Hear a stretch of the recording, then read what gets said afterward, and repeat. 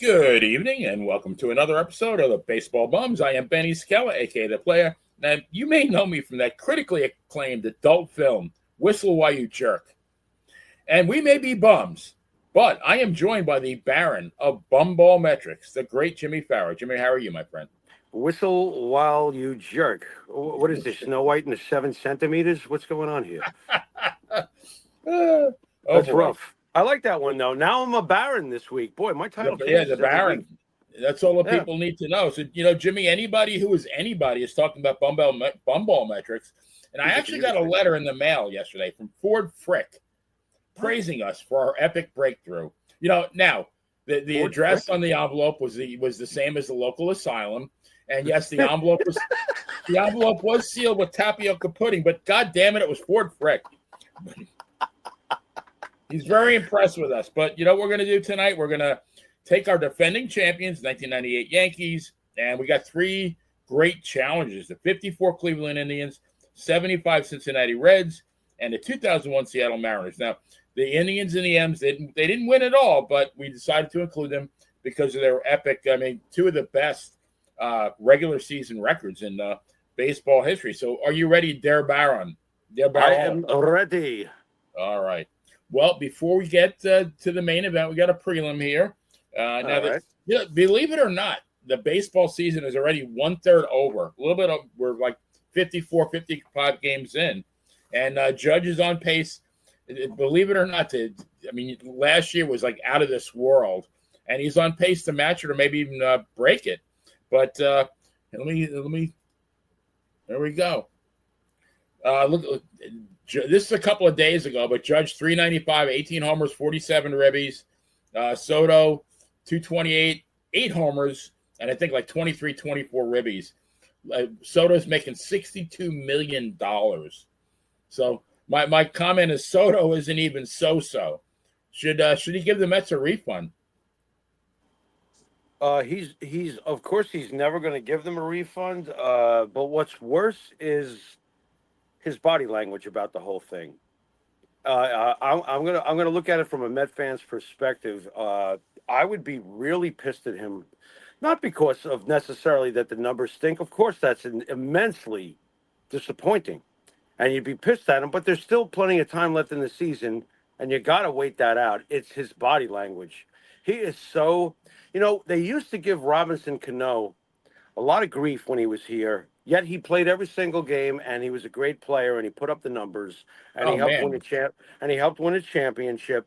And people got on him for like a rare moment that he seemed to be nonchalant. This guy's doing this all season long. He's very, there's always tomorrow.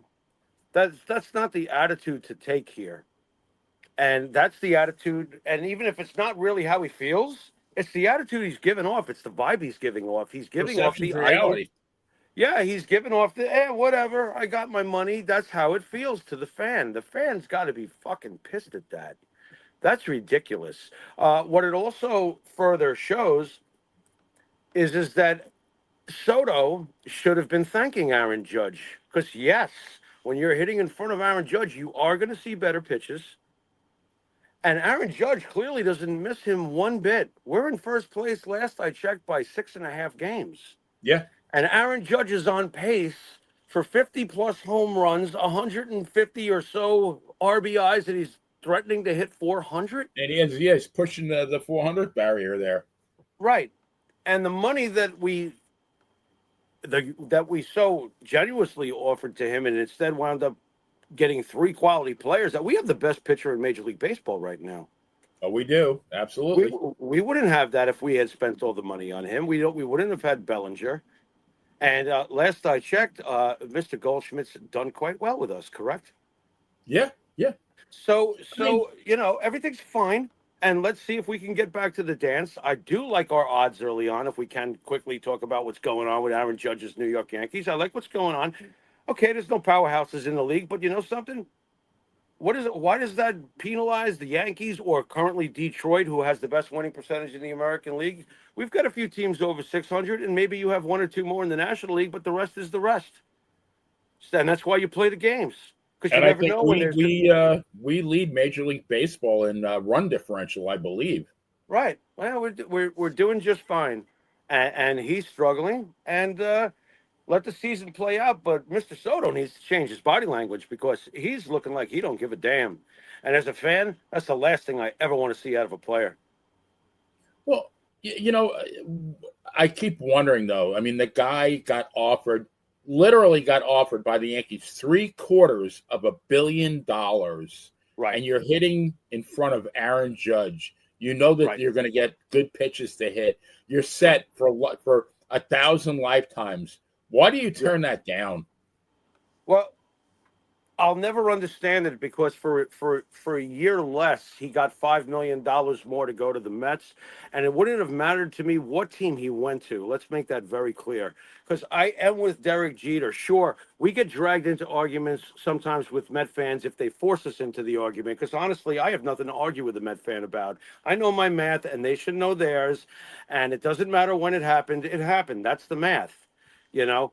Uh, I don't get dragged into it. The Met fan has to understand that the reason why Yankee fans, or at least this Yankee fan, and maybe you too, Benny, are annoyed with Soto is that it wouldn't have mattered what team he went to. He took $5 million more for a year less and said no. And I don't care if this is a popular opinion or not. He said no to the most legendary team in the history of this game, where he played well, he was treated well. The fans liked him very much, Oh, and they him and love them. Soto and Judge together worked. It worked, and we got to a World Series. Okay, we lost it. So what?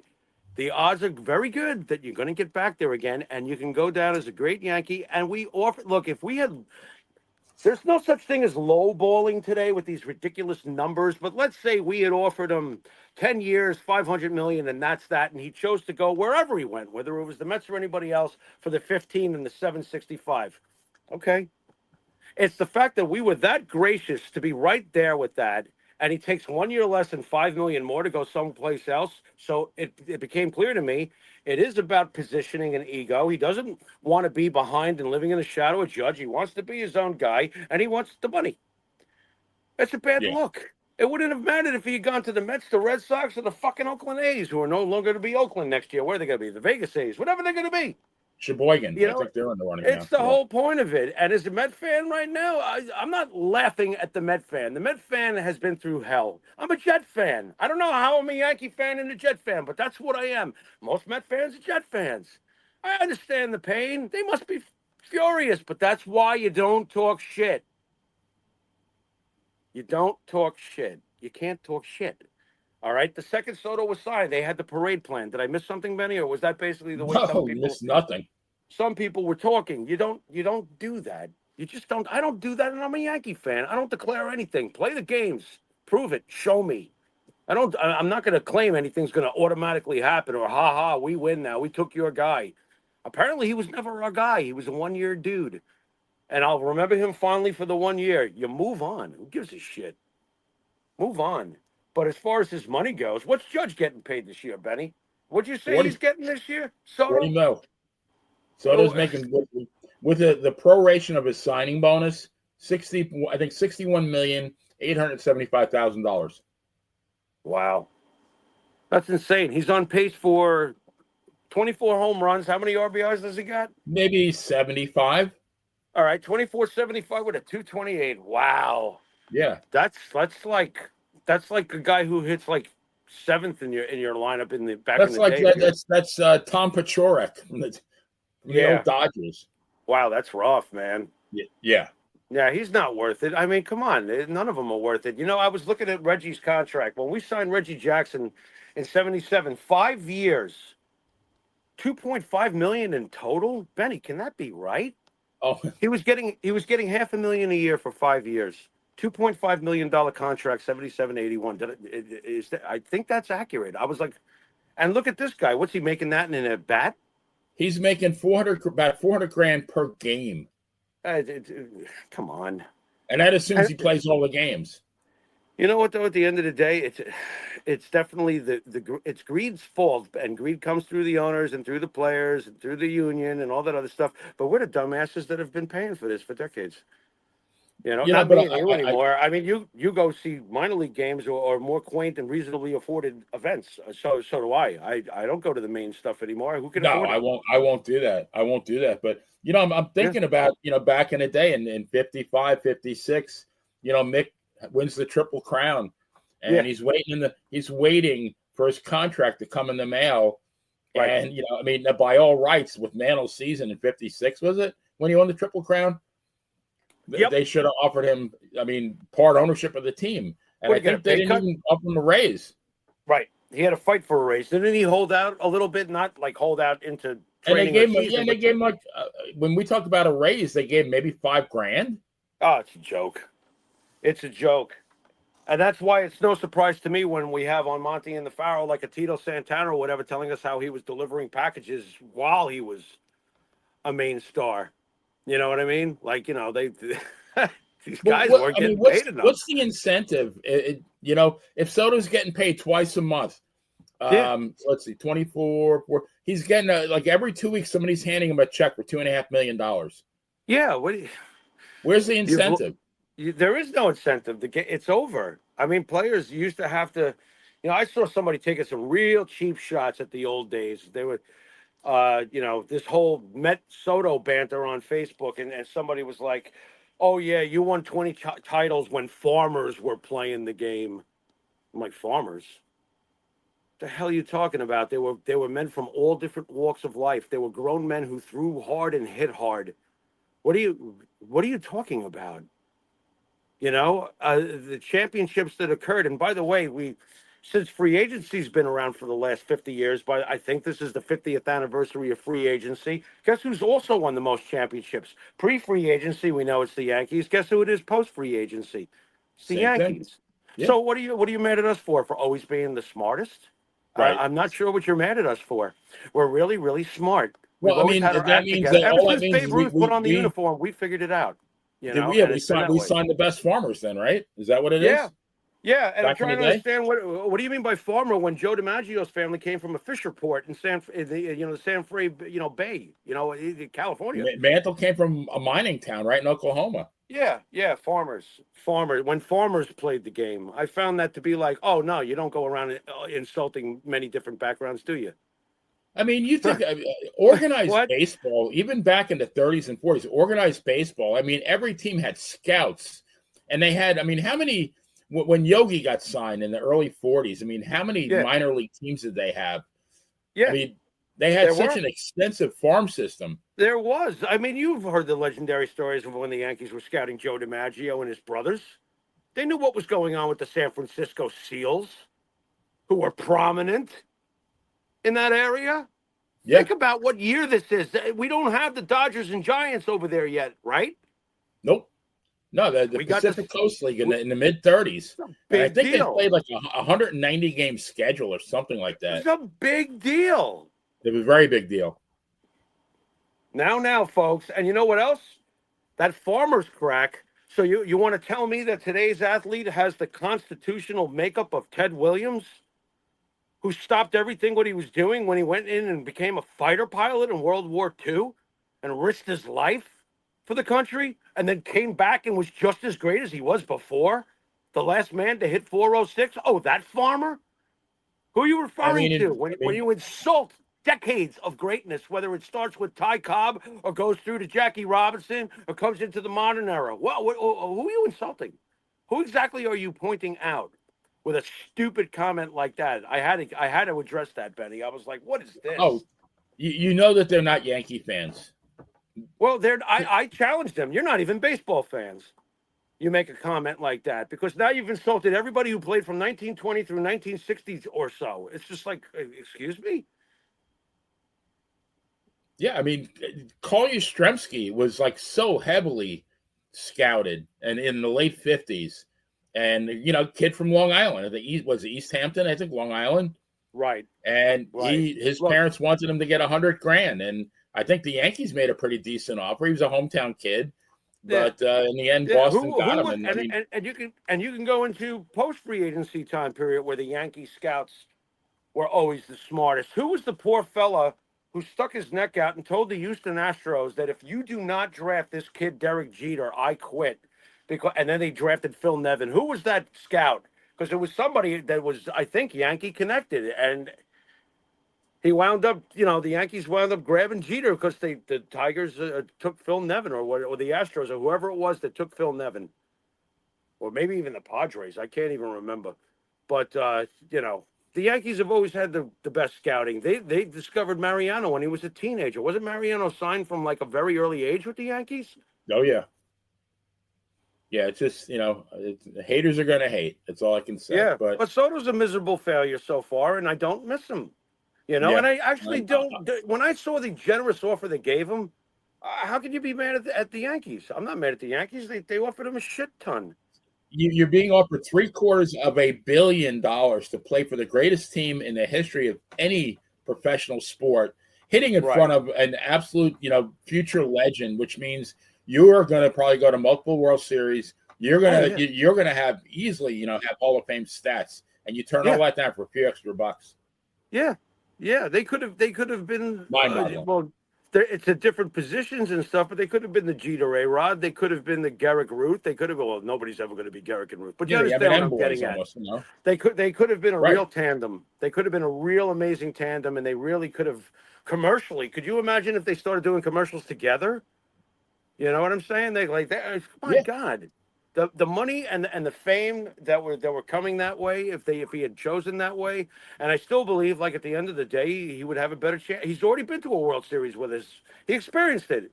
What, you can't get back again at your age, at Aaron's age? And then you're the odds-on favorite for the next 10 years to go in another World Series every year. Right. I mean, you can't say that with the Mets. Who they're going to get past the Dodgers? What was George's greatest regret? It's on record. Letting Reggie go, because he had Winfield and Jackson together. And what happened? Notice the parallel I'm going to draw here. What happened? They were together for 1 year and they lost the World Series to the Dodgers. Okay. And George let Reggie go. Reggie responded with a 39-101 season or whatever, 39 homers, 100, whatever. It was Reggie. He was still Reggie. Came back to Yankee Stadium and put one in the upper deck off Guidry, if I remember. Got a standing ovation. And Steinbrenner said it was the greatest mistake he ever made. Soto may very well have just done the same thing, but at least this time, the Steinbrenner did not make the mistake of, he tried to keep him. Because if Winfield and Jackson had stayed together, I do wonder about what would have happened in the next few years. There were teams that won the World Series that I feel like a Winfield Jackson with a good, strong pitching rotation, and they had just discovered Righetti's a good closer. They were about to discover that. Who knows? Yeah. Who knows what could have happened? They might have been able to win one in 82 or 83, or maybe even 85 with Winfield and Jackson and Mattingly. And we never got to see Winfield and Jackson. Imagine if we had Winfield and Jackson and Mattingly, and then you get Ricky Henderson. Who knows? George, one wrong move, and George always said it. It was the worst move he ever did. He broke up what got to the World Series. All right. I'm going to have to put my glasses. Well, I have my glasses on here, but here we go. Got my notebook and my pen. All right. And so I'll read out the stats. So we got the batter up. Yeah. So hit it. Hit it like you just did. All right. So 1950, we got the 54 Indians, 75, and they are the Indians in 54. And what was their record? What was their record? They were 111-43, I believe. 75 Reds. Yankees. You got the 2001 Mariners. 116-46. Yeah. And the 98 Yankees who were 114-48. I think the 75 Reds were 108-54. So 54 Indians. You got Vic. We're going first base first. Vic Wertz, 14 homers, 48 ribbies, 275.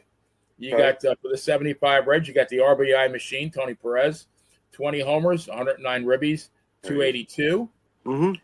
2001 M's, you got Olerud, 21-95, 302. And in 98 Yankees, you got Tino, 28, 123, 281. All right, well, I'm still going to give this to Tino. Yeah, I got to give it to Tino. I'm giving this to Tino. Just watched him launch a World Series home run on YouTubeage. It was a big one. Remember the one he hit off Langston? Yeah. Upper deck. Into the upper deck. Grand slam, by the way, in the World Series. And guess who had homered before him to like turn it into a ball game? A little scrapper named Chuck Knobloch, who we'll get to soon. Oh, yeah. But Tino's going to be first. Now the struggle, of course, starts between Tony Perez and John Olerud. Did Olerud win a Gold Glove this particular year? Let me. I don't think so, because I think I noticed I'm on gonna the say grid. no, but I'm gonna double check. I think I noticed on the grids before we came on air that you did mention GG for Gold Glove next to some of these stats and other things, but I don't think I think I started it, but let's see. Well, I love the idea though, Benny. That's a great idea. Yeah. I know how great No. Olerud was defensively. Made the All-Star team. He won the Gold Glove 2 years after that. Okay. All right.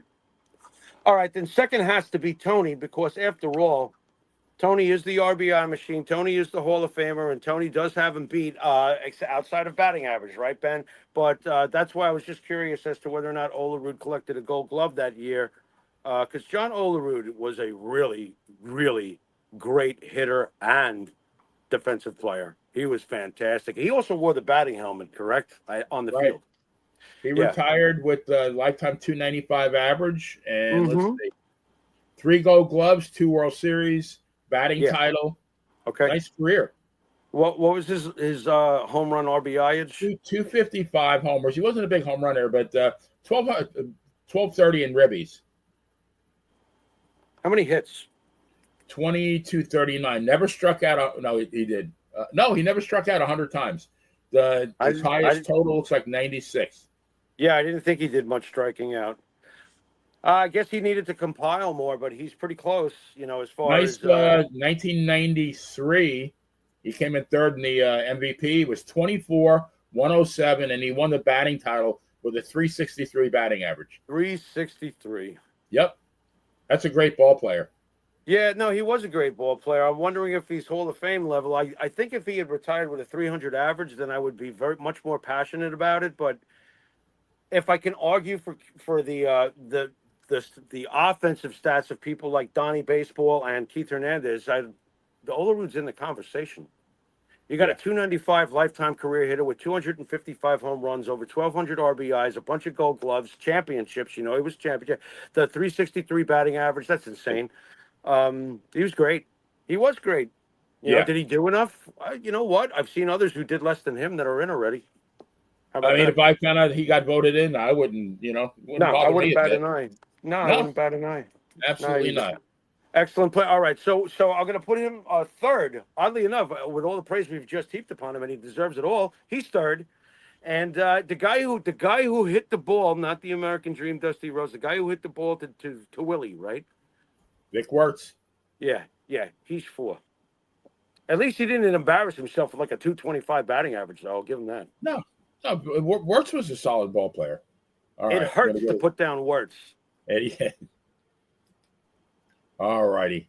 This should be interesting. Second base is interesting here. So we got 54. We got Bobby Avila, 15 homers, 67 ribbies, 341 batting average. Are you serious? Yeah. Wow. And I think I think Very Avila came in very close in the MVP. With a batting average like that, how couldn't he? Bobby Avila, let's see. Avila was, he won the batting title that year. Okay. And he came in third in the MVP. What kind of career did he have as far as his overall numbers? Do you have that on the screen, or do you need to punch that in? No, he was solid. I mean, he didn't play long. He was out of the game he came up late, too. He didn't play his first full season until he was 27, but he retired with a 281 average, 80 homers, 467 ribbies, 1,296 hits. He had a couple other good seasons. Came in, 10th in the MVP voting in 51. He was 10, 58, and 304. Solid ball player. Played third for the second for the Indians for looks like almost 10 years. And then that was it. I wonder why he started so late. Very interesting. I think a lot of these guys, like we were talking about, these farm systems were so developed back then. I mean, and you Yeah. really, I mean, getting through it, you didn't get like the fast track. I mean, that was few and far between. Right. So Yeah, yeah, the prodigies were few and far between for sure. You made definitely it. had to Yeah. work your way up. So all right, second base we got 75 Joe Morgan, 17 94, 327 Oh, MVP. Yeah. okay. But now this is interesting though. Brett Boone, 37, There it is. 141, Yeah, what a season. 331 average. Yep. That's monstrous, and he was Mind monstrous. boggling. Yes, he was monstrous that year. He was monstrous that year. And Knobloch with very pedestrian 17, 64, 265, which is not a bad season by any account. No, and I just mentioned to you, I just watched him hitting a home run in the World Series. You know what I'm saying? We all know that Chuck was, well, we don't all know, but I know how clutch Chuck Knobloch was. Oh, boy. Look, I don't know if you're going to agree with me here. Even though it was an MVP season for Joe Morgan, and I know exactly what Joe Morgan was, I refuse to look past the season that Boone had. No, that's like monstrous. That's I refuse. ungodly. Yeah, I refuse. Look at that. That's ridiculous. That's number one. Joe is number two. I'm still going to give it to Joe over that beautiful, what was it, 341 batting average? But yeah, I'm still giving it to Joe. It pained me to not give Joe number one, but I cannot ignore that season that Boone had. I can't. I forgot that Boone had that season. I didn't. I really didn't, to be very honest. I just didn't know where it occurred for sure. I knew that it was in the early 2000s. I knew that. And I also know this, too, for sure. Brett Boone might be the worst color commentator I ever heard in my life. And thank God the network realized it immediately, and you really haven't heard from him since. And it wasn't a fluke because 2 years later in 2003, his line was 35, 117, 294, and he won the Gold Glove. Yeah, he really, and if I might be wrong, but if you look at his career, there was like a clump of greatness, and then it's not there anymore. He's got one of those. Yeah. Does he have that? Whether like there's a clump in, like, he starts his career. Well, he's got the 2001. He's got the 37, 141, 331. Right, but what was before that though? Like all of a sudden there's this, I mean, nothing really. He had all of a sudden there's this monstrous producer, and how long does that go for, Ben? Not long. Well, it really a 3-season run. He's 37, 141. 24, 107, 35, 117. Lovely. And then he drops down to 24, 83. And he's out of baseball the next season. Right. It gets weird. Now, I don't know if he was ever listed on steroid stuff, but I do remember looking at his forearms and going, you gotta be taking something. Yeah. No, but either way. One of the things I love about doing this show is the research. And they're like, oh shit, I forgot all about that. I forgot that guy had that season. Yeah, I do remember it because the Mariners, to their credit, starting with the 95 upset of us in the wild card round, they were a problem. They were a nemesis of ours. They were. The Seattle Mariners, I could definitely say, were a rival. You know what I mean? And we dealt with them several times during our playoff runs over those years, whether it bridged from Showalter to Torrey. But we saw the Mariners a few times in the playoffs, and they were definitely our rivals for shit, sure. I didn't like them. Did you like the Seattle Mariners? I got up to the games where we played the Seattle Mariners. They had Randy Johnson. They had Edgar Martinez. They had Ken Griffey Jr. And oddly enough, and I'll see if I'm right about this, I don't even think Ken Griffey Jr. is on this team. If he is, you were correct. Yeah, he's not even there. That's how good this Seattle Mariners team was, because Griffey Jr. is not even there. But it goes to show how powerful they were getting up to this point, when they did have Griffey Jr. and Buhner and Edgar Martinez and a bunch of other ball players who, as we review them, will go, oh shit, yeah, that guy too. And Randy Johnson. I think I feared Edgar more than anybody on that team, just because you knew that like he was going to do damage every time he got up. Edgar was the physically larger version of Paul Molitor as far as being a professional hitter, if you know what I'm getting at. Yes. Paul Molitor was like a robot up there, man. He'd just get up there. He had the most mechanical way of doing things. Bang, bang, bang, bang, bang, bang, bang, all day long. Molitor. Machine. Same thing with Martinez. I definitely feared Edgar Martinez, but I will be honest. There is nobody that ever wore a Seattle Mariner jersey that I feared more and saw him do it to us in person than Ken Griffey Jr. Yeah. I did not want to see him at the plate at all. Buhner, I always was fearful of, but I knew that we had a shot at striking him out. It's very hard to strike out Ken Griffey Jr. in a clutch spot, at least from what I remember. I was I hear you. I hear you. yeah. But Edgar is the last guy you probably really want to pitch to. If you're talking about the object of getting a hit, it's probably Edgar. Right. No, I agree. Dangerous So let's move team. on to third, the hot corner here. Oh no, we've got but real quick, Benny, though, before we jump, Chuck wound up in fourth, right? Yeah. Yeah, we got Boone first. We got Morgan second. We got Bobby Avila third. Man, pretty sad when you got a 341 batting average and you're 3 out of 4, and then you got Knobloch. Right. Hey, I'll take any one of them. They're going to help you win a title. They're well, not necessarily for 1954 or 2001. Right. How you like that? Yeah, right. That's weird. Great players, though. All great players. All righty. The shortstop, we got for the 54 Indians, George Strickland, 6 homers, 37 ribbies, 213 average. He became the hall monitor in the movie Back to the Future after that, Mr. Strickland. What? Really? No. I would believe it with a batting average like that. Yeah, maybe. What are you talking about? He used to always give Marty McFly the late passes. Oh, I figured you were going to tell me he wound up with a job at Dollar General as the greeter. Yeah. Let me give you a nickel's worth of free advice. 75, Dave Concepcion, very underrated ball player, 549, 274, won the Gold Glove. Okay. 2001 M's, Carlos Guillen, 553, 259. And, of course, Jeter, 1984, 324. Well, Jeter walks away with it, and Concepcion is second.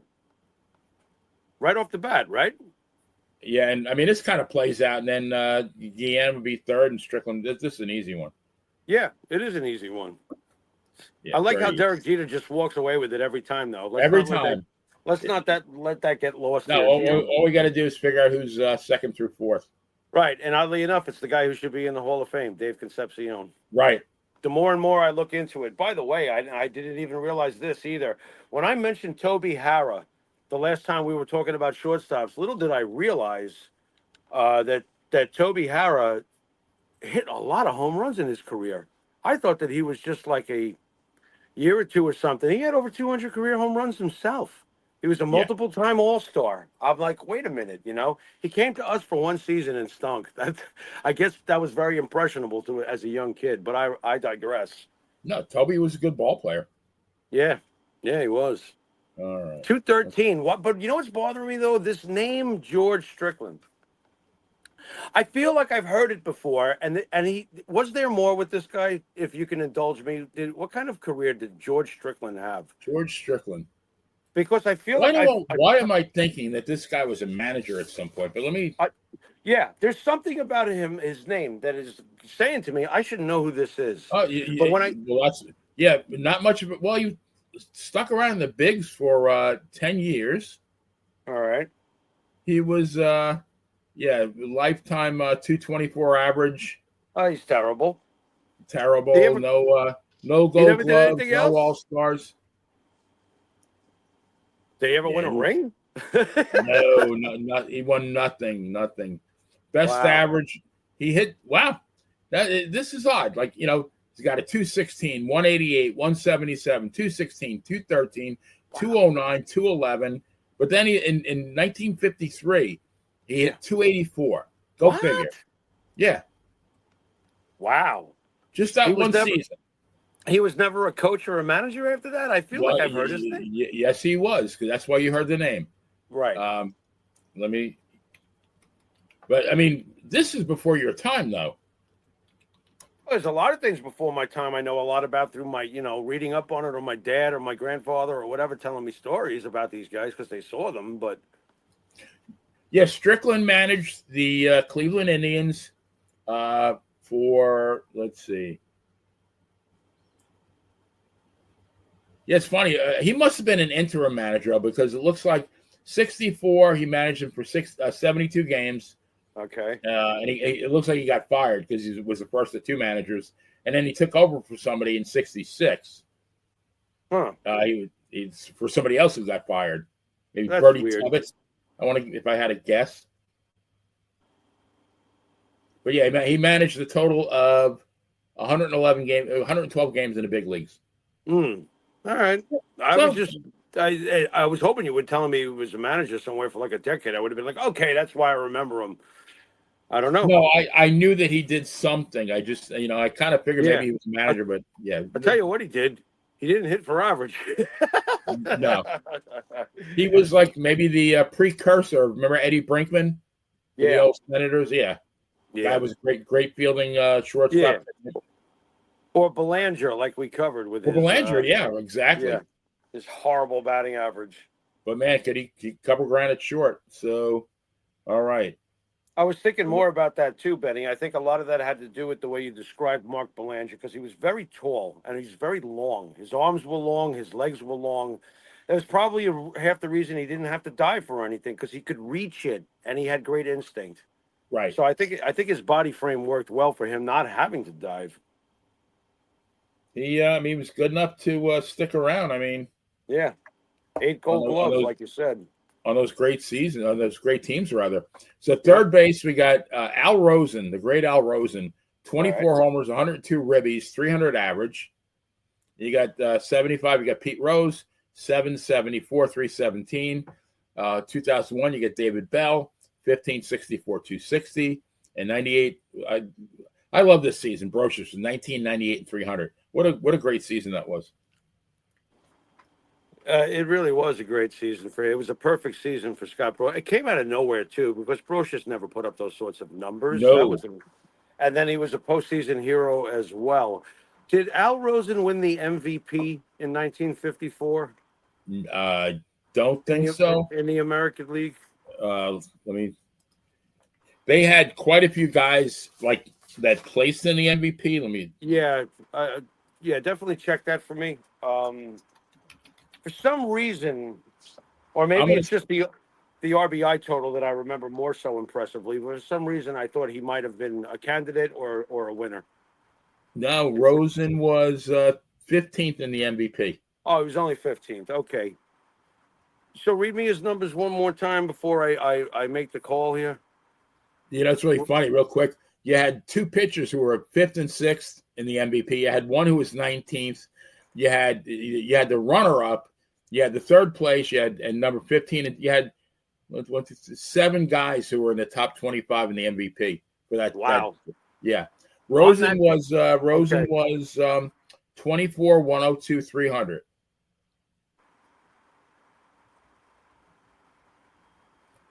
It's going to Brocious. Brocious won the World Series MVP that year.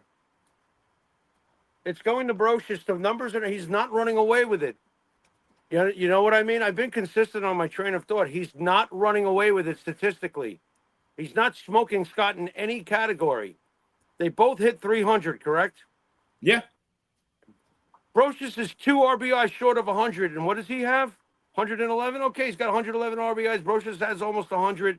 Brocious hit 19 home runs to 25. Whatever. No, Rosen had a 102. I mean, so they were close, within 4. Right. 98 to 102. Perfect. Even better.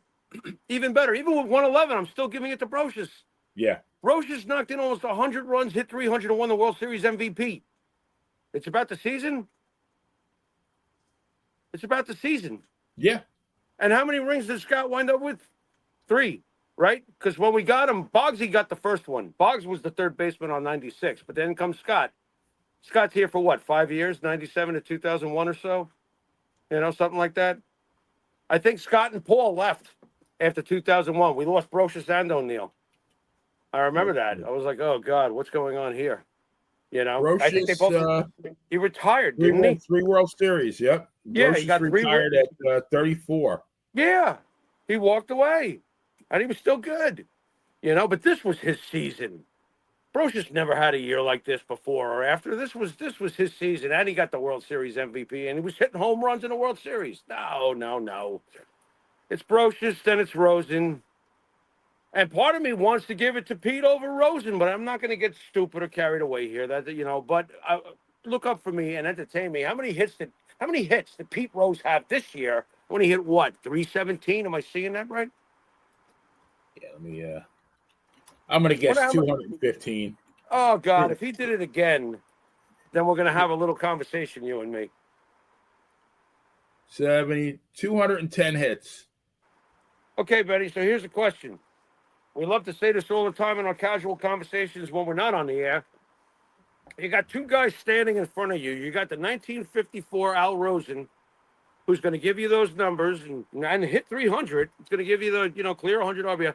Or you have Pete Rose, who you know you're going to insert to be a troublemaker and a table setter and a hit machine and a rabble rouser and a terror on the base paths. And he's never going to hurt you in the field. And he runs 1,000 miles an hour.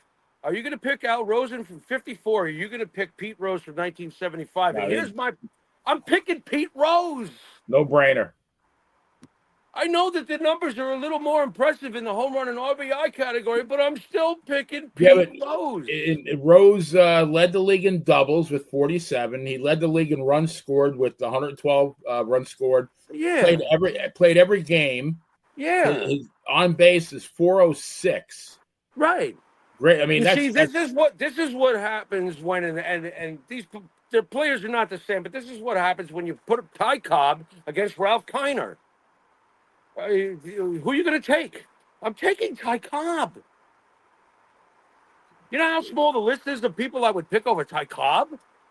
The baseball player, and we're going to get to one of those later. I think his name is Ichiro. Yeah. Yeah. So I'm going with the baseball player. Then Al. Sorry, Al. What a season for Al. Oh, what a season for his club. But no, not the big red machine. Not the hit guy in the history of this business. You want to know who the real hitman is in this business? Is Pete Rose. And his very similar distant cousin named Ty Cobb. Right. My God. These guys were all about getting on base, scoring runs. That's the big premise of baseball. So we got Brocious. We got Brocious, Rosen, and then we got David Bell. Oh, that's a nice rosy list. That works for me. Yeah. All right. By the way, I don't know if you can hear it, but it's like Black Sabbath's debut album right now, the way it's thundering and raining on my I'm not far behind. You got the same thing over here, so we may lose power. Who knows? Yeah. Well, we're doing good. So far, so good. Let me... All right, left field. We got it on... we got one over. Here we go. All right, left field, we got Al Smith. Okay. 11 homers, 50 ribbies, 281 average. 75 Reds, George Foster. 23, 78, 300. Nice. You got the 2001 M's. You got Al Martin, 742, 240. And you got Chad Curtis, 1056, 243. Wow, what a blasé list outside of George Foster. George Foster wins, correct? Oh, yeah. You got Smith second because of the average? Yes. So what does that leave us with? Well, of course, as usual, there's Chad like at the bottom, but who's the other? I think Chad gets it over Martin. Martin's 742, 240. Chad's 1056, 243. Yeah, and Chad was a problem in the postseason. He was clutch, which shouldn't be forgotten. So, We got Chad third. Hey, what do you know? Chad didn't lose this one. Way to go, Chad. All right. Chad's been like Frank Williams so far. You know what I'm saying? Not anymore. Oh, yeah. Not anymore. All right, center field. Got some outrageous stats here in center field. Larry Doby for the 54 Indians, 32 homers, 126 RBI, Go, baby. 272 average. Nice. Yep. Cesar Geronimo, 653, 257. All right. 2001 M's, Mike Cameron, 25 homers, 110 ribbies, 267 average, and the Gold Glove. Mm-hmm. And then 98, you got Bernie with 26, 97, and 339. And the batting title. And the batting title. Give me one again. Category, the first guy. Oh, Doby? Yes. And Doby came in. Doby was runner-up for the MVP that year. Okay. So you know. Okay. Doby, 32, 126, 272. He has to come before Bernie's batting title. He has to. He was the runner-up in the MVP, and I don't know what took so long for Larry. My dad used to tell me all about Larry Doby. Don't forget, yes, we're New Yorkers, and my dad grew up in the Bronx and was a Yankee fan. But you know, his wife, my future mom, you know, blah blah blah, was from Brooklyn. My father knew all about Jackie Robinson, but it was Larry Doby because he's a Yankee fan. He used to go to Yankee Stadium and watch the Indians come in. He would talk to me much more about Larry Doby than Jackie. Oddly enough, Benny, and this should make sense, right, when you think about it. He's a Yankee fan going to work and then going to go see ball games and stuff. He's hitting up the Bronx. He's watching Right. who the Yankees are playing. They're playing the Indians. You know, so a lot of memories of Larry Doby got transferred to me, and I don't know what took so long to get him in the Hall of Fame, but I think he's finally there, right? But got to give him this season. Look at that Yeah, season. and by the way, Bernie did win the batting title and a Gold Glove that year. So, Oof, you're making this worse for me. You know, because I do have that much respect for Larry Doby. And again, if you want to get back to the simple premise, you've got this year's Larry Doby versus that year's Bernie Williams. Either way, you're going to win, you know, as far as getting a great player. But I got to go with Doby that year. I have to. It's painful. Yeah. But how many more home runs does he have than Bernie that season? Please tell me. 32 versus 26. Ribbies, though, Ribbies 126 versus 97. He's got him by almost 30 RBIs and 6 home runs, and he was the runner-up in the MVP, so it tells you where he was that year for the league. Yeah, where was Bernie in the MVP voting in 98? That's a rough one. I'm sorry, Benny, but I'm curious. Bernie was only 7th. He was 7th in the MVP. It just goes to show, you know, I mean... Yeah, I have to give it to Doby. I'm giving it to Doby. It hurts, but I'm going to do it. Bernie would be second. Doby, Bernie, and then Cameron, right? After that? Yes. Cameron's a bit underrated, my friend. You know? Pretty good ball player. Pretty good career. Yeah. No, I agree. Did a lot. Great defensively. Incredibly defensively. I wonder how many Gold Gloves that guy won. He was great. Mike Cameron. One of those names you forget about until you do the research. Like, I remember that guy. Wow, Benny, I'm sorry. It is pouring unbelievably right now. I probably can't even hear you at this point. Can't make it up, bro. I'm hoping it calms down. Yeah, Cameron won 3 Gold Gloves. Nice career. Yeah. Not a high average guy, but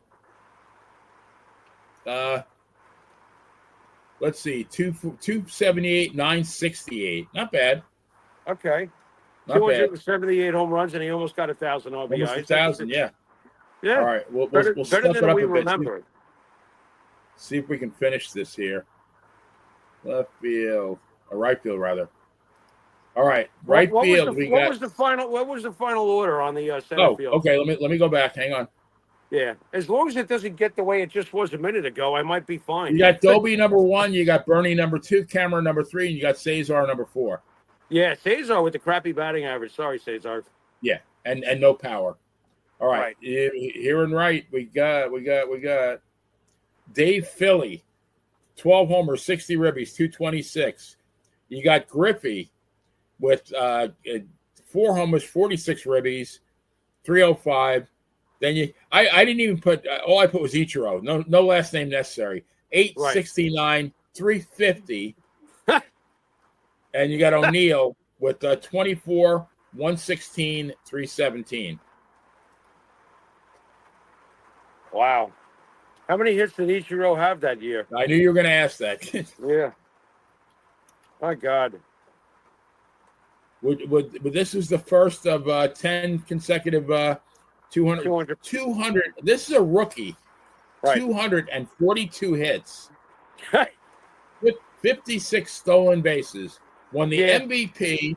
He Yeah. won the MVP, the Rookie Yeah. of the Year, and the Gold Glove. Well, gee, I wonder who's number one. Yeah. And then Paul's number two. And that Well, guy with the 226 batting average resides in the basement. Right? yeah. Yeah.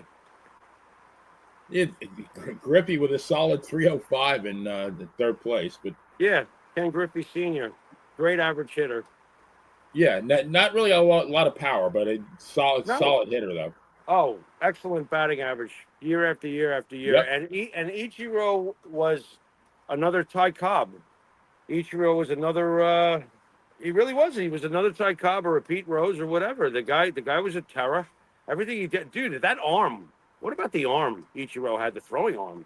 So Ichiro, Rookie of the Year, MVP that season, won a Gold Glove, won one of his 2 batting titles, and one of his 10 Gold Gloves. Right. Unreal. Yeah. To think he came to the Mariners as a 27-year-old rookie. Right. Right.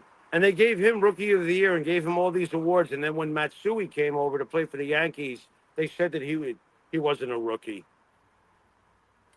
It's really, I'm looking at it. Even in 2009, he missed 16 games. Yeah. And he still had 225 hits. It's absurd. He really was like a Ty Cobb or a Pete Rose. He just hit. And he's another one, for whatever reason, you get the Facebook idiots who say he's overrated.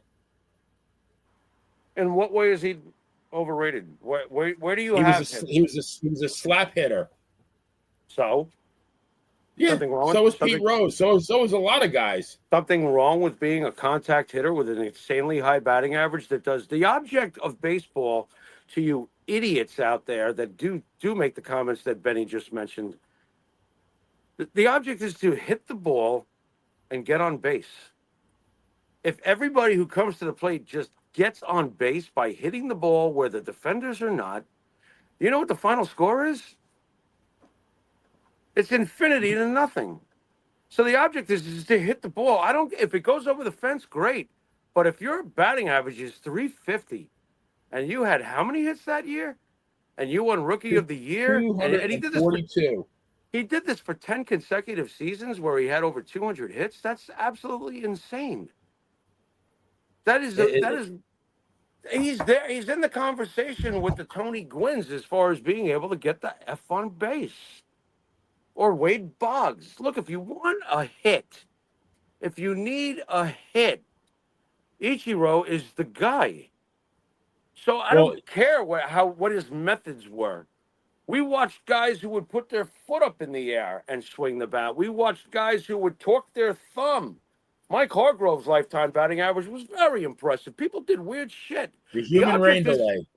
Yeah, the object is to get the fuck on base. Right. Well, and P.S. if Ichiro slaps a single, by the way, who's better than him at stealing second? Oh, come on. He had 56 steals that year? Right.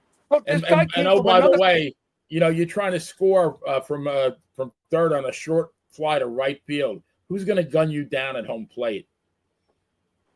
Let's not forget what it takes to be able to walk into another culture and play baseball so comfortably on a level that we haven't seen in decades. Let's not forget that.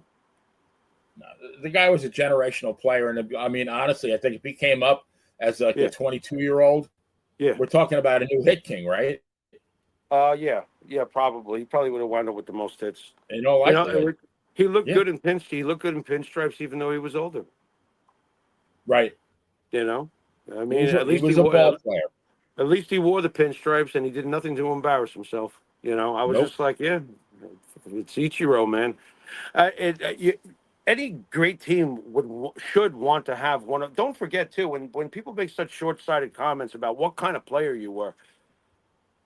1 through 9 historically requires different kinds of hitters. Agreed?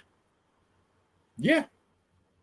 Every team should want to have an Ichiro or someone who does something like that. We were talking earlier about ball players like Kenny Lofton or Brett Butler, guys who were scrappy, guys who got on base, guys who made things happen. Every team should want someone like that in their lineup. It's also what you do for the team and what kind of hitter you are. So Ichiro is not underrated at all. As a matter of fact, he was the prototype of what a table setter / game changer can do. And that's exactly what he was. He was someone who made stuff happen. And if you had other good ball players around him, all he would be doing all day long is either knocking someone in or scoring a run himself. He So, upset the balance. He disturbed the other team. He got yeah. them out of their rhythm. Well, you know who was the greatest at that in our lifetime was Ricky. When Ricky Henderson was the Steel King and was stealing 100, what was the one year? 126, whatever it was. He stole so many bases, it was mind-boggling. And he could hit for average and he could hit for power, and he was just running at will. Well, you got somebody like that. I think Ricky is still the greatest terror I've ever seen come through. Oh yeah. What was that? You know, when he showed up, I'm like, what is this? I mean, before him, Lou Brock was the Steel King, and Maury Wills was really respected because I think Brock broke Will's record or whatever it was. And then all of a sudden, Ricky comes along. Do we even talk about Lou Brock anymore or about stolen bases or anything? We don't even. Ricky was so great that it's Ricky and everybody else. Yeah, you got to Right? be great to put Luke Brock in the rearview mirror there Yeah. because he was a great ball player. Yeah. All righty, moving on to catcher, Jim Hegan.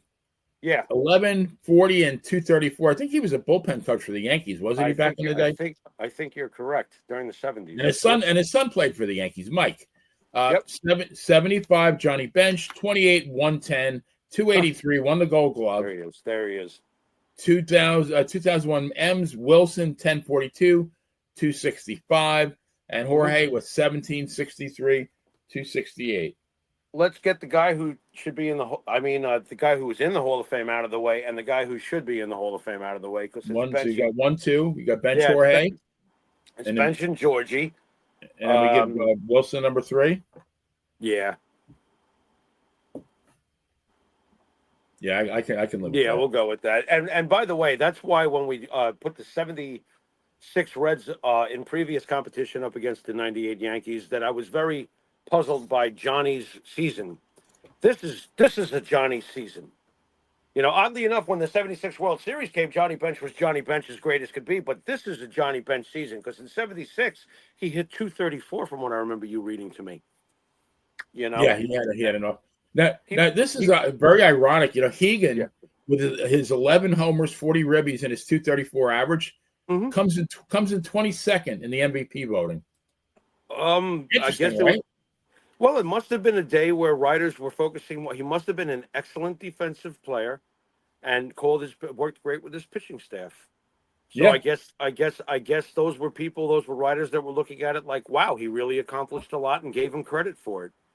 Interesting, as I told you earlier today, I don't think Kenny Lofton made it past the first ballot before he was dropped, and yet you were talking about writers who back in this time period were like, wow, did you see what Hegan did? Where's that for Kenny Lofton that he's bounced off the first ballot? I think Hegan's reputation was, he handled a very, very good, which we'll get to in a minute, pitching staff. Right. Yeah, a really, really good pitching staff. And Lofton was abrasive. the man. Lofton was abrasive as a person, so I could see the media holding him ill will. But when you've got over 600 steals in your career and you always played on big time teams and you were always in the postseason and you had the 299 lifetime batting average, which annoys me. One more point, Benny, and who knows how they're looking at Kenny Maybe Lofton. it changes the conversation. Yeah. Yeah, but and with all these fancy stats they have today that I do my best not to pay attention to, but according to the fancy stats of today, Kenny Lofton is actually one of the 10 greatest center fielders in the history of the game, with his 2,400 hits and over 600 stolen bases, which I don't think too many others have accomplished that either. To have over 2,400 hits and 600 steals and this 300 basically batting average. And Kenny always played on good teams. from what I remember. Kenny was on the Indians when they were good. Kenny was on the Braves when they were relevant. Kenny was on with us when we were fighting for pennants and stuff. Kenny was always playing high-pressure baseball.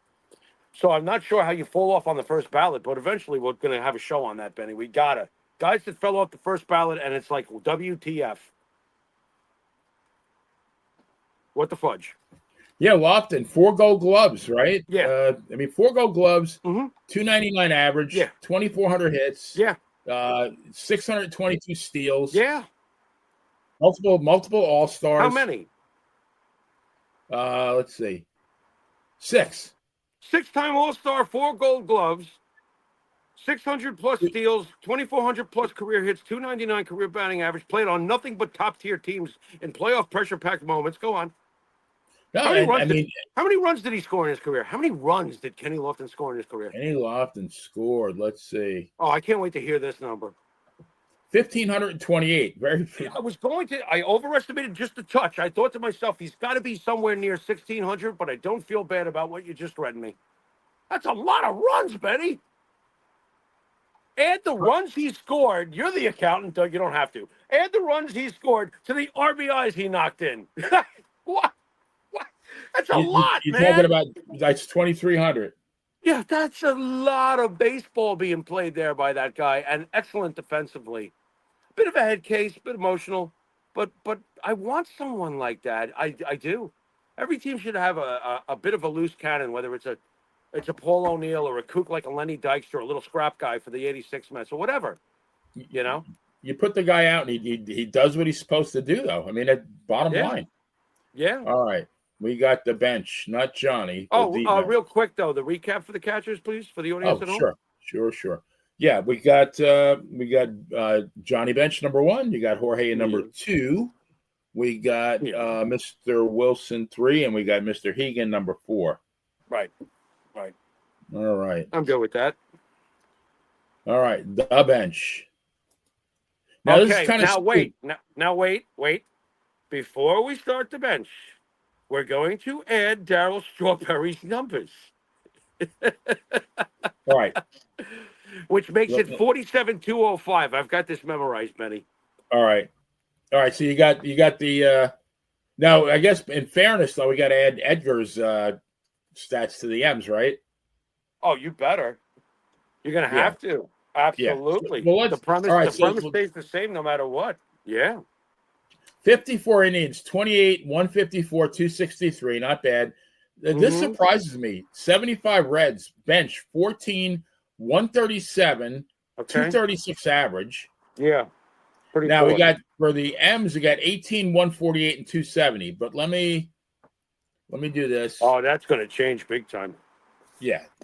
Edgar was a masher. 18, 128. Is that what you said? Let's see. So Edgar was wow. Yeah. 23 116. Okay. Which actually so 23 116, and they are at 23, so it'll be 41 264. What's the bench's batting average?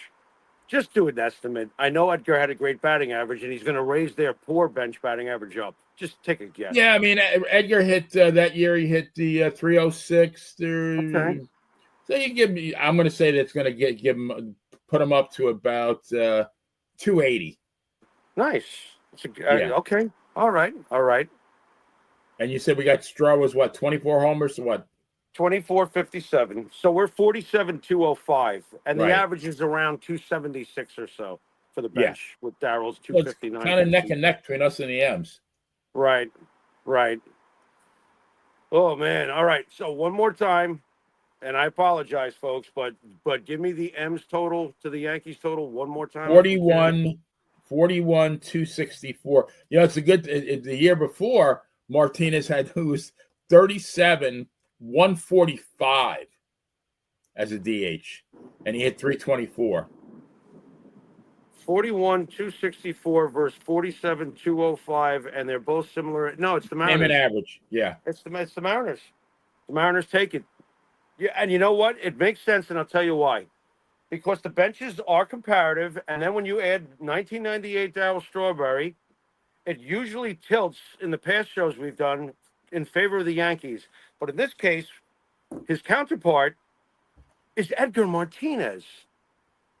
You know what I'm getting at? So if a bench is running neck and neck, and then you add Darryl, Darryl's been winning this category for the Yankees in previous episodes, Benny, because there is no answer for Darryl. Well, there is this time, and it's Edgar Martinez, and that's why this bench wins.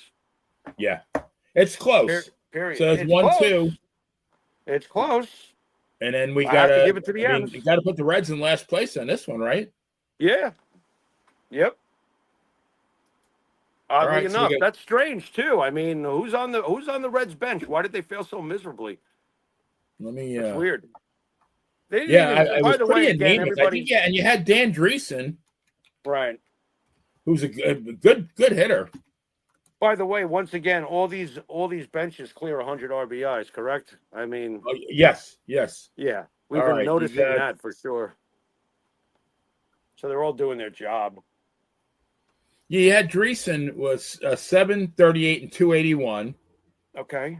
And now you had a very good ball player, Merv Rettenman, who must have been at the tail end, or he got hurt because he was only at 239. But you got Bill Plummer, the backup catcher, at 182. Darrell Cheney, the backup shortstop, 219. Yeah, they're bad. Yeah. Now you got Doug Flynn, utility infield, 268, not bad. Yeah, but that was a miracle. Remember Ed Armbrister? I was hoping you were going to say Armbrister because, yeah, he was 185. That's a terrible bench, man. Yeah. Doug Flynn was a powder puff, too. Doug Flynn. Ugh. Yeah. That was actually his Rod Carew season, that right there. 260, whatever you said his average was. I was like, get out of here. He's a 220 hitter if he's lucky. Yeah. Guy was terrible. So yeah, wasn't he part of the Seaver trade, Doug Flynn? He was. Yes, sir. Yeah. Ugh. Boo. Boo. Yeah, right. So we got now. I was really surprised when I did this. 1954 Cleveland Indians, 93 and 36 with 12 shutouts. 75 Reds. 63. You got to switch over to the pitching bracket. I'm still seeing the bench. All right, hang on. Not that I can read them. Yeah, you can read that much. Here we go. Well, I see that it's bad. There we go. That I can make out, but trust me, it's blurry. Go on. Yeah, I'm looking. I have my own PowerPoint, and I blew it up so I can see it a little bit better. But yeah, right. I don't envy your job, bro. I don't want your job. You got the hard part of this program. Thank you for it. Let's see. We got 93 and 36 with 12 shutouts for the 54 That's Indians. Fantastic. Yes. Go on. Yeah, they had. Let me drill down into that really quick, because I mean that's probably why Hegan got those MVP votes. Right. That's amazing. What a staff this was. You had Early Win, the great Early Win, 23 and 11 with 3 shutouts. You had Mike Garcia, very underappreciated, 19 and 8. Won the ERA title at 2.64 with 5 shutouts. You had Bob Lemon, 23 and 7. Oh boy, with 2 shutouts. And then you had Art Houdeman, which I don't know who he is, but 15 and 7 with a shutout. You had 35-year-old Bob Feller bringing up the rear, 13 and 3. You had 33, 54, 74 complete games and 12 shutouts. And 3 of these guys, Wynn came in 6th in the MVP, Garcia 19th, and Lemon 5th. Great pitching staff. That's unbelievable. How did they not win the World Series? I don't know. Well, we have another thing for a future show. We're going to put the 54 Giants versus the 54 Indians, like we do here, and see if we get the right outcome. With a pitching staff like that, Betty, what you just read me, that's phenomenal. How do you not win the whole thing? Oh, that's right. Maybe you came across a team that played baseball better that week, the same way the Yankees, because on the surface in 96, how did we beat Greg Maddux, Tom Glavine, and John Schmaltz? How the hell did we manage to beat them? when you really think about it, we did not have, Roger Clemens here yet. We did not have El Duque here yet. We did not have David Wells here yet. We had a baby Andy Pettit and a veteran named Jimmy Key. Yeah. You know, we did have David Cohn, but on the surface, that was Maddox, Glavine, and Schmaltz. It shouldn't have happened. So I guess I have my answer anyway. The 54 Giants played baseball better that week because this pitching staff you just read to me is the best pitching staff I've heard you read to me since we started doing this. Well, That's insane. And all right, and to add fuel to the fire, early wins ERA was 2.73. Garcia wins the ERA title with 2.64. Bob Lemon 2.72. Hall of And then you Famer. had Howdeman 3.35, and you had Feller at 3.09. I mean, what a and he's 13-3. Right. Bob Feller at 35. Who threw missiles. I keep getting in repetitive dumb arguments with the younger kids that love baseball today and think that the guys back in the day didn't throw hard.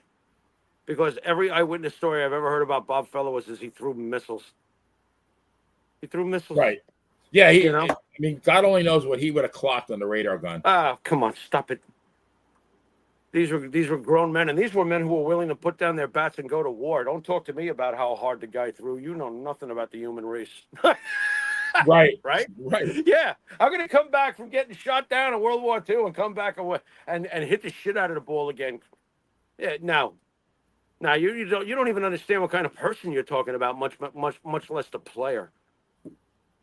Now, what do you think here? So we got. I mean, this is very, very tightly contested. Go on to the rest of them. What comes after the 54 team? What do we got next? We got 75 Reds, and they are no slouches here.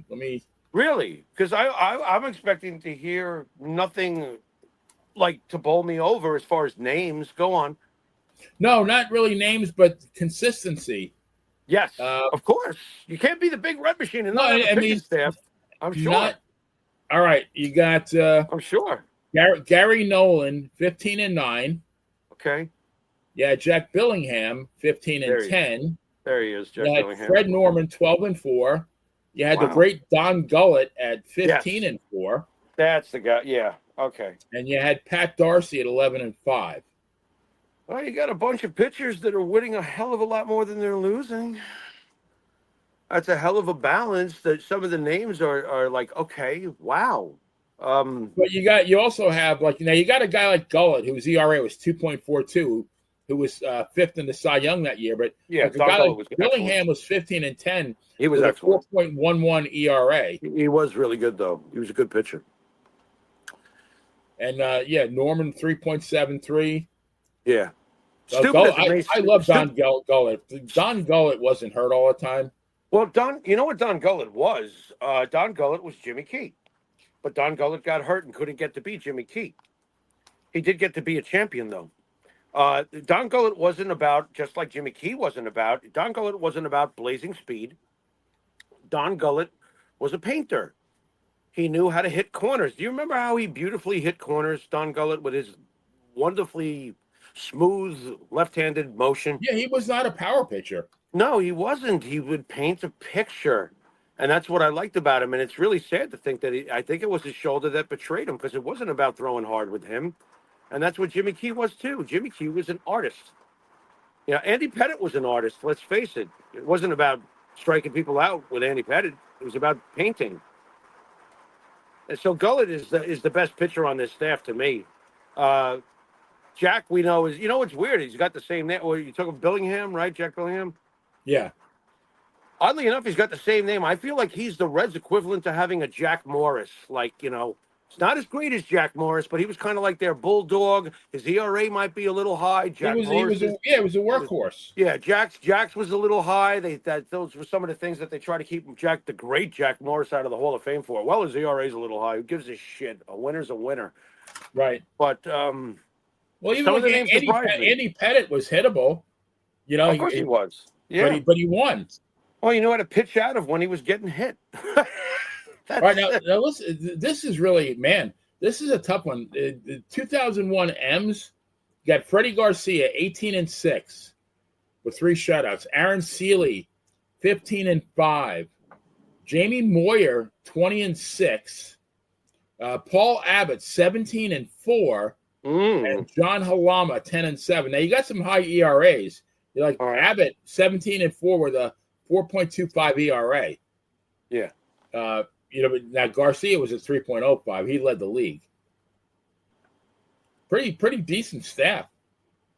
Look, there's a reason why we with the Indians and the Mariners, we picked rotations that were part of record-setting seasons.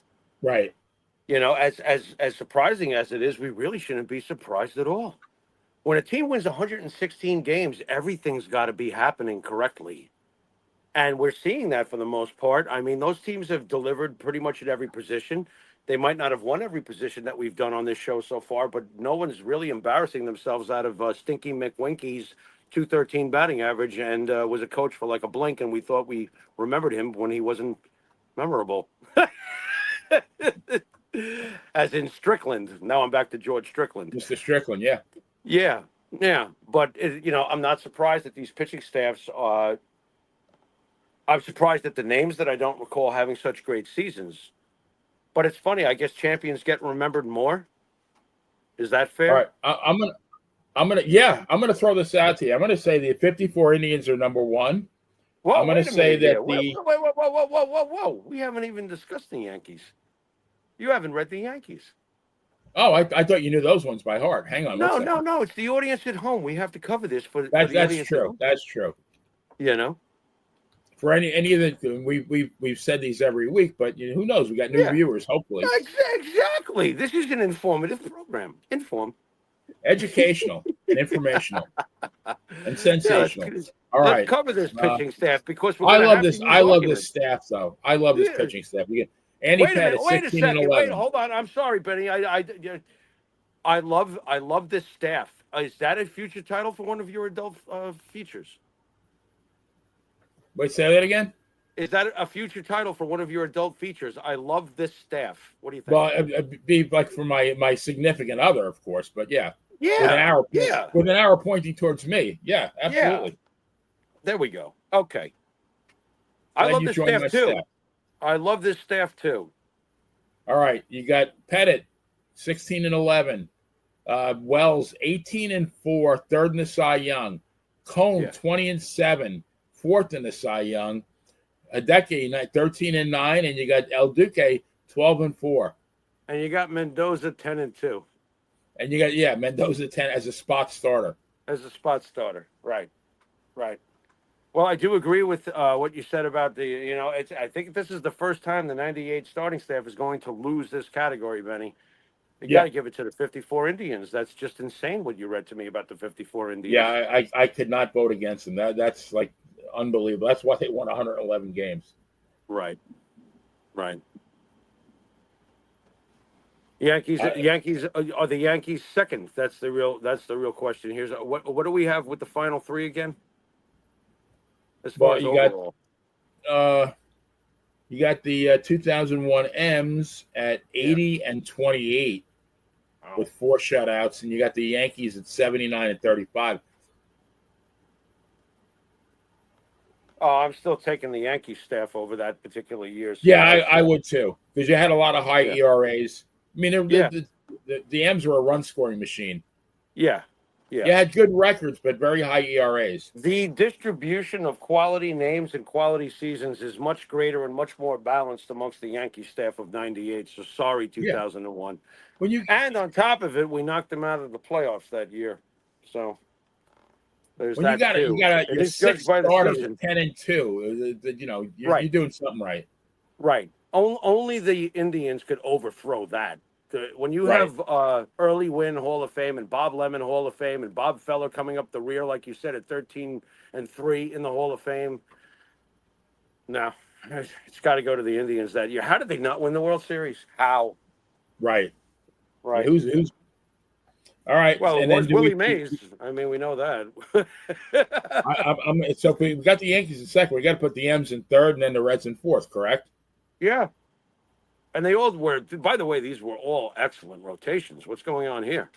Right. You Well, were reading me that's names. You were reading me names from the Reds that I kind of faintly remember with very impressive records. I was like, I mean, the what? one that always, I remember Billingham because he was the workhorse. And of course, I remember Don Gullett, but like Fred Norman, No, yeah, yeah, names like Gary that. Nolan. Right, names like that. All right. Very impressive. Yeah. That was a good one to talk about. Yeah. All right. Too We bad. Too got, bad Gullett didn't work out. I mean, he was excellent during the '77 regular season, and then he blew out his shoulder. I think he did it in the playoffs, right? Well, he tried pitching against the Royals at Yankee Stadium and got lit up. I remember that much, and then we didn't see him again. His, right. and if we did see him again, he came back and he just never could get through it. There was another great pitcher around that time, or at least he was great for a few seasons that we signed in '78. Named Andy Messersmith. Do you remember him? Oh, yeah, of course. And we First brought free him agent, in, right? right? And we brought him in, and he had a shoulder issue, and never. I think he was 0-3 with an ERA approaching 7. Yeah. So like it was sad back then. I guess Tommy John really was breakthrough as far as surgeries and stuff like that. Tommy John should be in the Hall of Fame anyway, but Yes, that's yes, sir. What, that's a whole nother 288 story. wins, Yeah, he should be in the Hall of Fame. He was 26 seasons. Yep, nothing flashy about Tommy John other than the fact that you could count on him to pull a 20-win season out here and there for years. Right. John, He was poor Tommy John another guy too. who played on winning On teams. yeah, but also always on the wrong end of it. He was on the '77-'78 Dodgers, and then he was on the '81 Yankees. Ah, man, can't get it right, bro. Yeah. It was one of them. All right. Be curious about this one. So you got the closer, Ray Narleski, 3-3 with 13 saves and 54. Raleigh Eastwood, 5-3 and 22. You got 2001 Kazuhiro Suzuki, 0-4 with 45 saves, and you got Mo, 3-0 and 36. What's Suzuki's earn run average that year? Let's see. I knew you were going to ask me that. I think this was his one good season. He didn't last too long. No.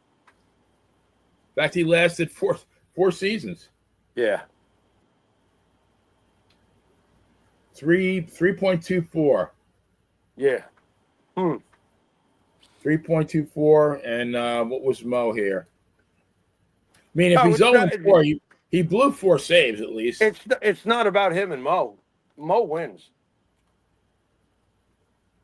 Mo wins. Once again, when Mo comes into a game in 1998, you are out. You are done. Mo 1.91 ERA.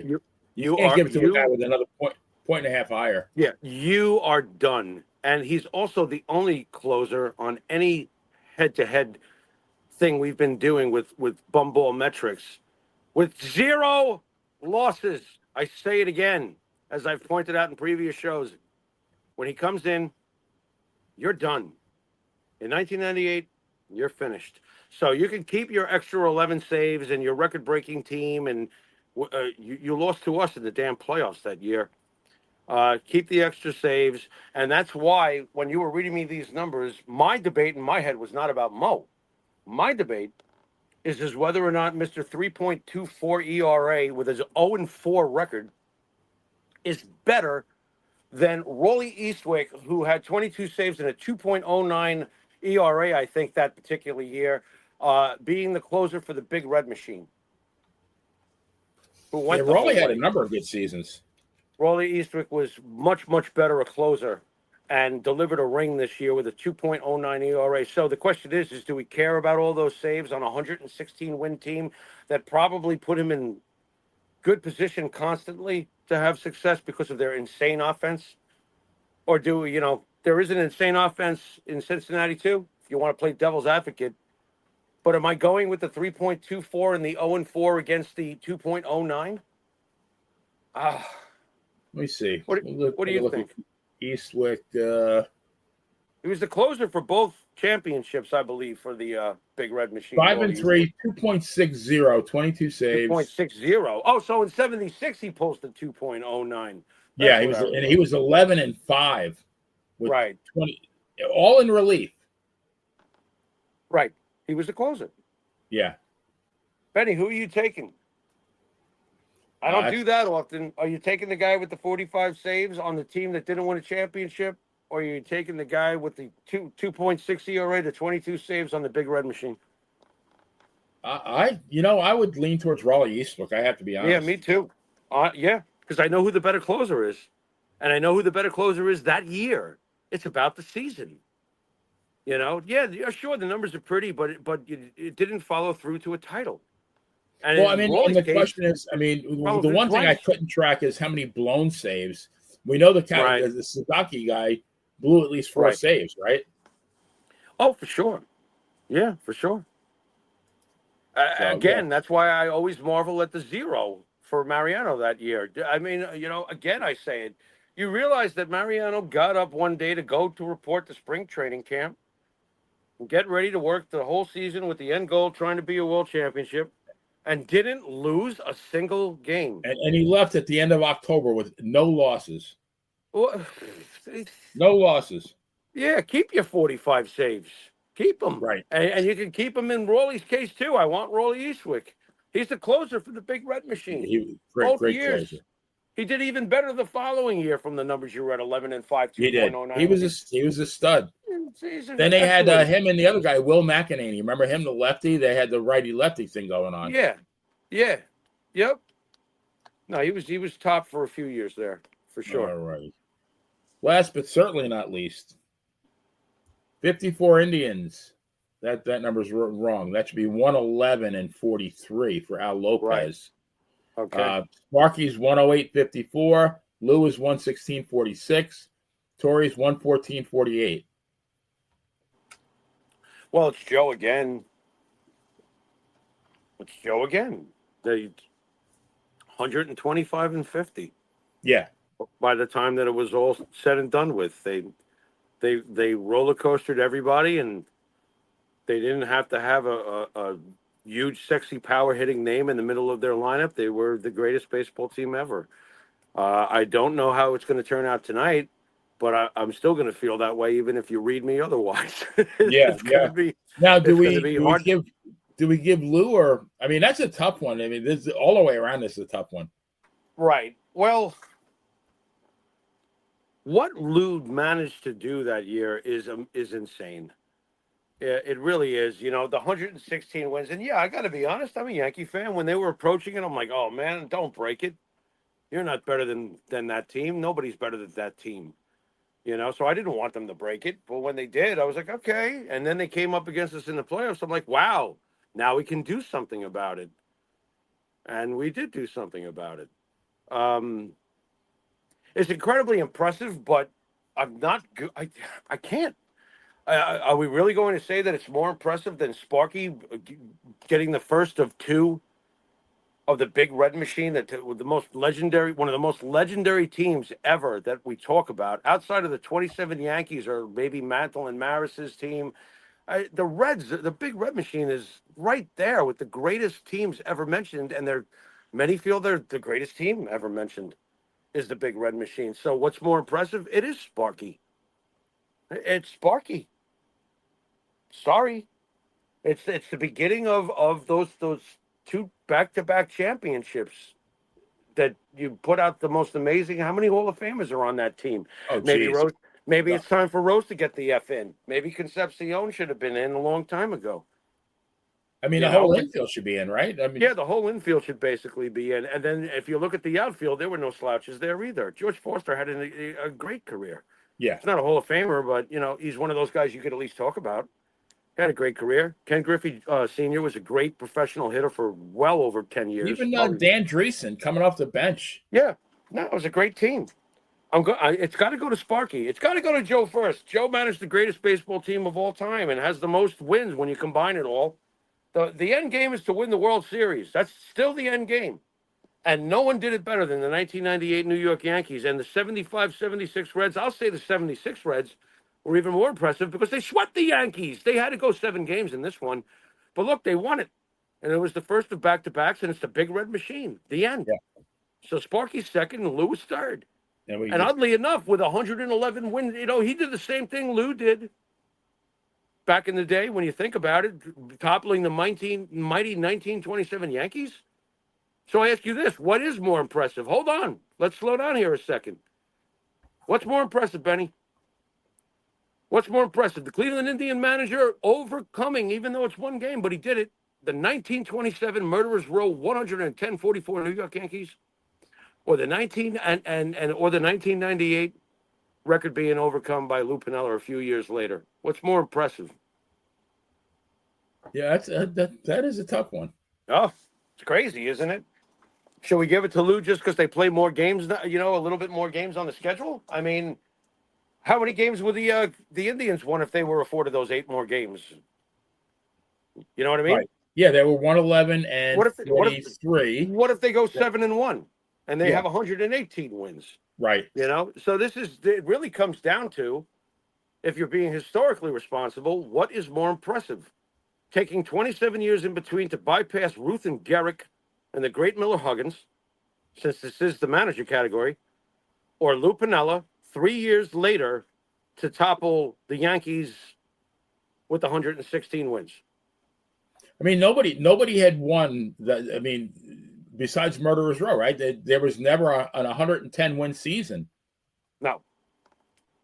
I think it's actually more impressive what happened in 1954. Yeah, no, I would agree with that. So unfortunately, and that's the amazing thing when it comes to the bum ball metrics, 116 wins gets you 4th place. Sorry. This is about the season. It is about the season. Joe Torre had the greatest season of them all. Sparky Anderson had the second greatest season of them all on this list because they both won World Series. World Series is part of a season. The Indians and the Mariners are very similar because they both broke records, but they both didn't win championships. And that's why this turned out the way this turned out. The real true argument really comes down to the bottom two and what's more impressive. I think toppling Ruth and Gehrig and Miller Huggins in 27 years that nobody had won more games than the mighty 27 Murderers Row. I think that's more impressive than 3 years later. No, I would agree. So there it is. I'm doing the tally here. I'm nervous. I'm always nervous. Always nervous because you never know. You really don't. I was a bit worried here. 11, 14. Now watch it, something all strange. I'm going to be like, okay, time to change bum ball metrics. No. 30. No. I got to think in my mind what makes the most sense. Hold on, let me process. It's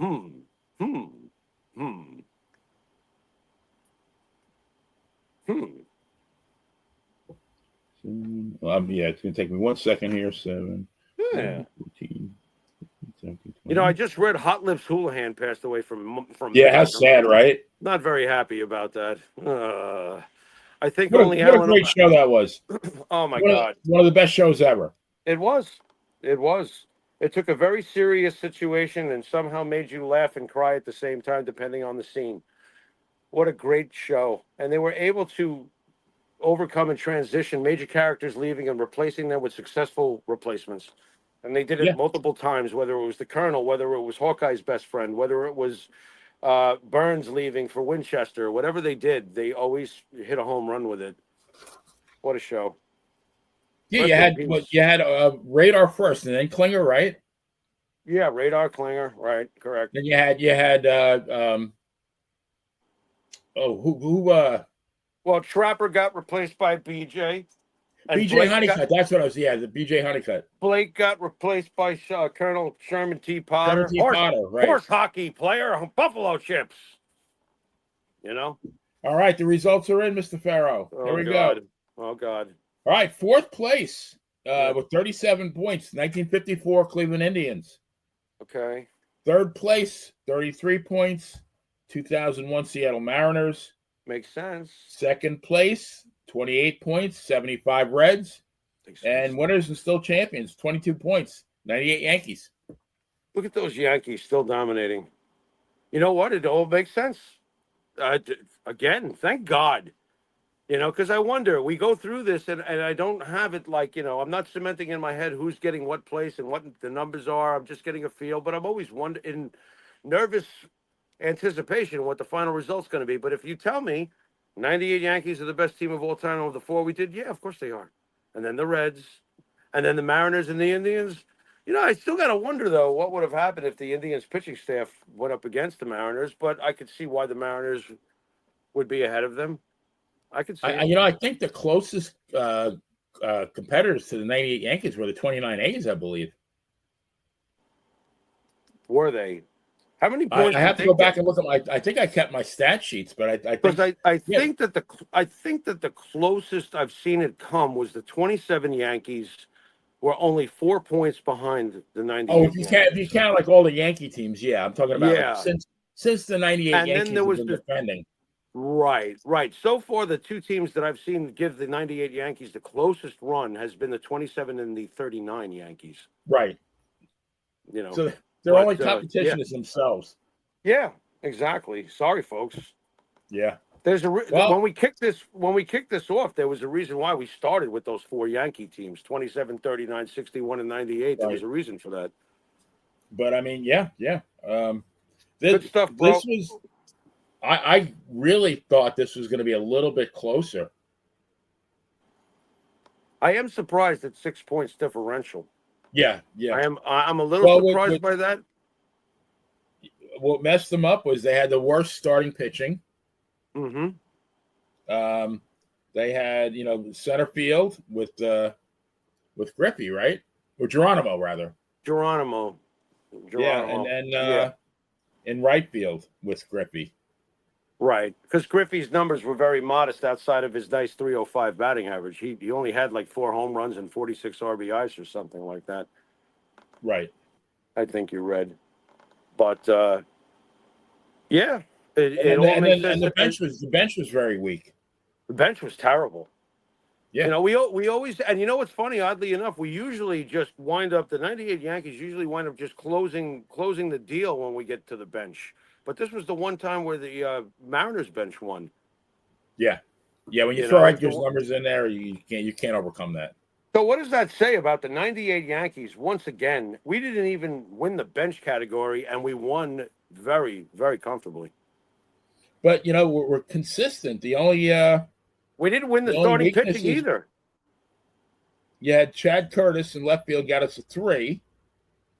And then you've got second base, Knobloch's got us a 4. And that's it. Everywhere else. Right. We took first base. We took short. We took third. We took relief. We took manager. And then we came runner-up in center field, right field, catcher, bench, and starting pitcher. Just consistent. Right. And think about it. We came in second with Jorge Posada, Bernie Williams, and Paul O'Neill. Right. You know what I mean? I talk about the depth of that team.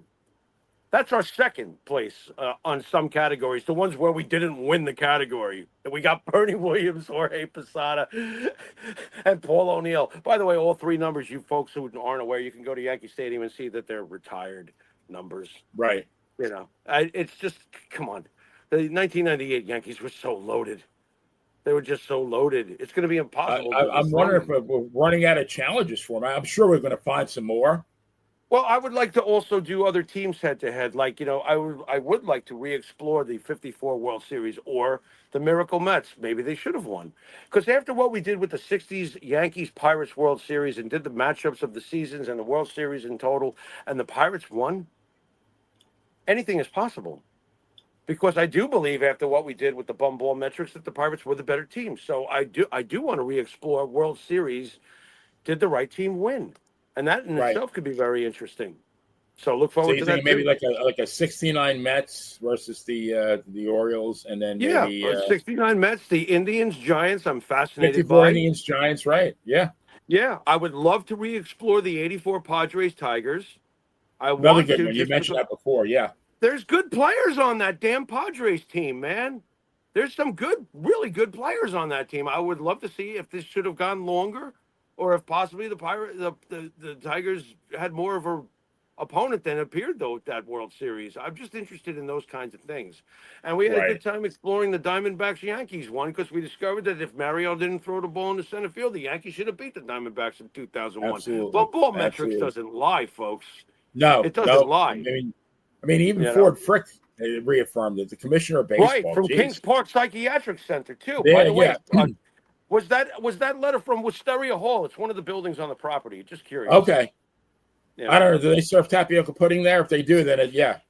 they serve that, but the problem is can you eat it without the straitjacket? You know, you got to get the straitjacket Right. off That's first. yeah. You got a good point there. So, Jimmy, another great matchup in the spirit of total transparency. Like I said, I was really nervous that the Yankees, 75 Reds, might take this one, but the 98 Yankees pulled it out, just like the guy who left his Trojans at home. Right.